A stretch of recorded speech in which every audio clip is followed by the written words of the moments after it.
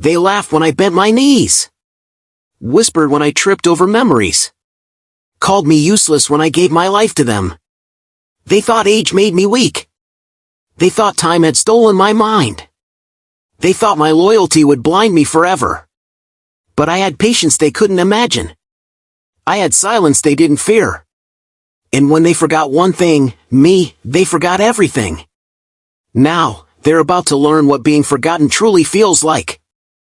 My name is Earl Thompson. I'm 67, retired from a small-town auto shop in Cedar Grove, Ohio, a place where everyone knows your name and your business. Every morning, I wake at 5, coffee steaming in my favorite chipped mug, the smell of damp leaves drifting in through the cracked kitchen window. My old Chevy sits in the driveway, my worn leather jacket hangs on the coat rack, and the faded photographs of my children, my late wife, and my grandchildren line the mantel like silent witnesses. For decades, I gave everything I had, to family, to friends, to the town. I fixed cars, listened to troubles, offered advice no one asked for. I carried more burdens than most could imagine. And yet, lately, it feels as though the world has decided I am invisible. Small jabs, subtle sneers, offhand comments, they all added up. I never expected betrayal from strangers. I expected it from those I loved. It was my nephew, Brian. 38 years old, sharp-suited, fast-talking, and convinced the world owed him everything. He started with little digs about my age.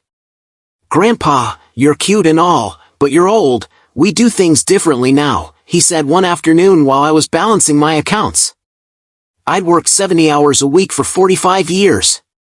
I'd saved, sacrificed, and trusted those I loved to honor my efforts. And yet here he was, sneering at my age like it made me invisible. The betrayal was slow, creeping in through smiles and handshakes, promises I believed, until the cracks appeared. He claimed he wanted to help with my finances, but the truth was sharp as a blade. Years of loyalty, poured into family and community, were now liabilities to him. "You've done enough, Earl. Step aside," he said one evening, his voice dripping with disdain, and I realized the depth of his arrogance. I felt anger, yes, but deeper than that, a wound to my dignity. A wound older than him, older than this town. And I started to plan. The night it hit me fully, I remember sitting in my old recliner, staring at the flickering light of the TV. Brian had moved my retirement account into his name under the guise of management. My house title had been quietly transferred to him while I was busy running errands. All those years, my late wife's and my savings, my security, my legacy, gone. "You don't get it, Earl. This is how the world works now. You're old, you wouldn't understand," he said smugly when I confronted him. I wanted to scream, to strike, to rip the arrogance from his chest, but I didn't. I couldn't. My heart ached. My hands trembled, but I held on to something more powerful than rage, patience.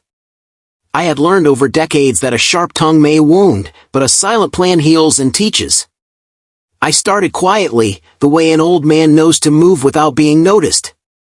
I double-checked every account, consulted my attorney, and leaned on long-trusted friends. I pieced together the mistakes Brian had made, the greed he had shown, the arrogance he had displayed publicly without a single thought to discretion. Every email he sent, every boastful call he made, every misstep online, I archived it, cataloged it, built it into evidence that even he couldn't deny. I didn't confront him. I didn't rush. I let time and his hubris do the work. I prepared, I waited, I perfected. The plan wasn't about revenge for revenge's sake, it was about reclaiming dignity, teaching him the cost of betraying trust. Every move was deliberate. Every step, quiet. And every evening, I'd sit on my porch, sip my coffee, watch the leaves fall, and smile faintly. Because I knew what he would never see coming. Then came the cracks. Brian's confidence started to crumble. Emails went unanswered, phone calls missed.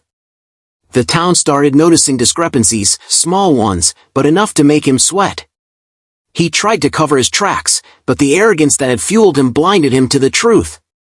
Friends whispered, Co-workers questioned. The community, who had known my family for generations, began to murmur. All the while, I remained calm. Old, yes, but not defeated. Age had given me patience, wisdom, and the quiet power of observation. Every panic-stricken move Brian made only strengthened my resolve. The day of reckoning came at the town hall, during the very meeting he had expected to flaunt his triumph. The room buzzed with expectation, unaware of the storm about to unfold. Ladies and gentlemen, I believe some truths need airing, I said, voice steady, commanding attention. Screens lit up, documents projected, and every lie Brian had spun, every deceit, every sneer, every act of disrespect, was now laid bare for the entire community. Gasps. Whispers. Faces turning.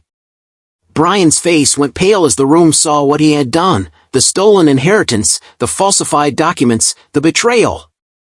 The younger generation had thought him clever, but the old man had been wiser all along. Cheering rose from those who remembered my work, my dedication, my decades of sacrifice. I had reclaimed not just what was mine, but the respect that age and wisdom demand. Brian slunk into shame, powerless, publicly humiliated. He is alone now, surrounded by the consequences of arrogance and betrayal. I, on the other hand, sit on my porch, as the sun dips behind the small town, casting long shadows on the streets I know so well. The air smells of autumn leaves and coffee. Peace settles around me. I think of my life, the mistakes I made, the sacrifices I offered freely. And I know one truth: dignity, integrity, and patience are never wasted. They may take time, but they endure longer than fleeting youth or blind greed. If there's one thing I want anyone watching to take away, it's this: never let anyone diminish your worth, no matter your age. Life may test you, betray you, even forget you, but patience, wisdom, and integrity carry power that no one can steal. Share your stories, your struggles, your victories in the comments. Let's honor the strength of experience together. Subscribe for stories that remind us, no matter our years, dignity and justice are never out of reach. And remember, those who mock the old, forget one crucial thing: we have all the time in the world to teach them the cost of underestimating us.